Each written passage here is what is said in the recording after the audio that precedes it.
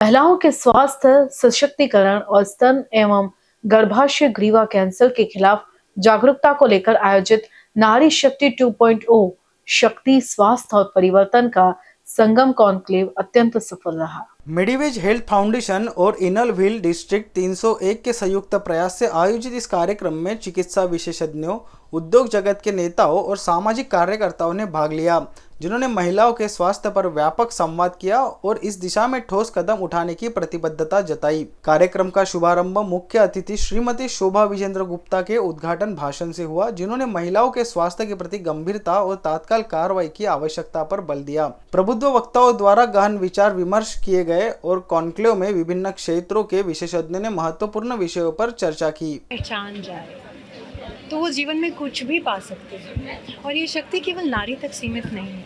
नारी शक्ति का स्वरूप ज़रूर है, मगर ये शक्ति एक पुरुष में भी है। तो शक्ति क्या है वो जानना नारी शक्ति 2.0 का मुद्दा रहा, जो कि मुझे लगता है शक्ति को जानना अपने जीवन के पर्पस को पहचानना है और उस शक्ति को कहाँ फोकस करना है, कहाँ तीर निशाने पे लगाना है, वो जानना ज़्यादा ज़रूरी है। ये जानने से कि हम शक्तिशाली हैं।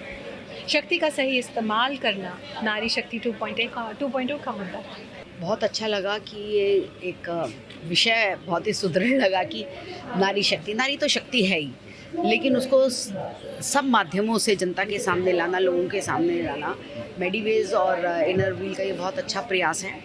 मुझे ऐसा लगता है कि जो अभी एक छोटा सा डिस्कशन भी हेल्थ को लेकर रखा गया, that is very very important, क्योंकि मेंटल हेल्थ जो है नीड ऑफ द टाइम है।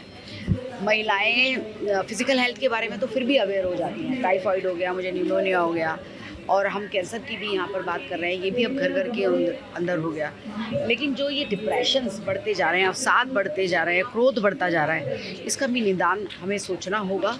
और चूँकि इनर व्हील एक प्रिविलेज क्लास के लोगों की एक संस्था है, मुझे ऐसा लगता है कि उनका ये बहुत ही महत्वपूर्ण रहेगा अगर वो इस इशू को अपने एजेंडा के अंदर रखेंगे और घर घर तक इस विषय को पहुँचाएंगे। नारी शक्ति जो है वो बहुत स्ट्रांग है, पुरुषों से बहुत ज़्यादा अधिक है। भगवान ने बना के हमें ऐसा बना के भेजा हुआ है कि हमारे अंदर जो है वो सहन शक्ति बहुत दी हुई है, और बहुत कुछ सहन करने के बावजूद भी पुरुष एक काम करता है, हम करोड़ों काम करते हैं, उसके बाद भी हम कर पाते हैं। काफ़ी अच्छा प्लेटफॉर्म है, अलग अलग एवेन्यूज़ को इकट्ठा करके इस तरह की अवेयरनेस क्रिएट करने का, और ऐसे बहुत सारे इनिशिएटिव्स हमें रन करने चाहिए, बिकॉज दे रियली हेल्प कि हम इसको लॉन्ग टर्म बरकरार रख सकें, इसको बिल्ड कर सकें।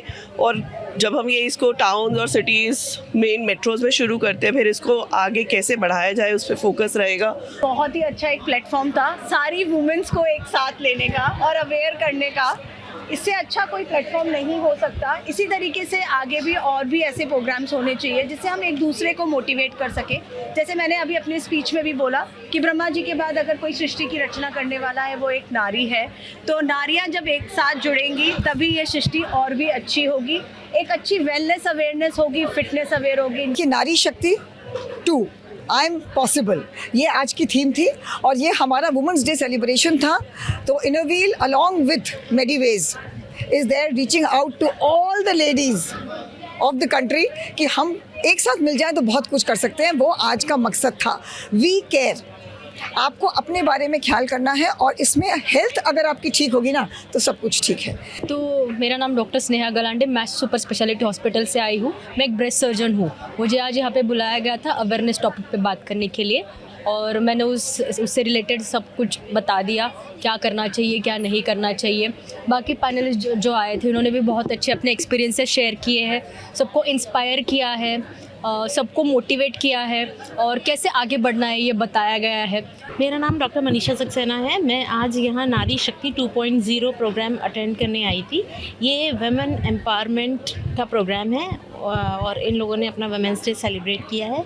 मैं क्लियर मेडी हेल्थ केयर के साथ as a consultant gynaecologist sector 104 Noida में एसोसिएटेड हूँ। जैसा कि हमारी टैगलाइन कहती है, एवरीवन एवरीवेयर इक्वली, हम सभी पेशेंट्स को उनके फाइनेंशियल स्टेटस को ना देखते हुए सभी को ट्रीट करते हैं।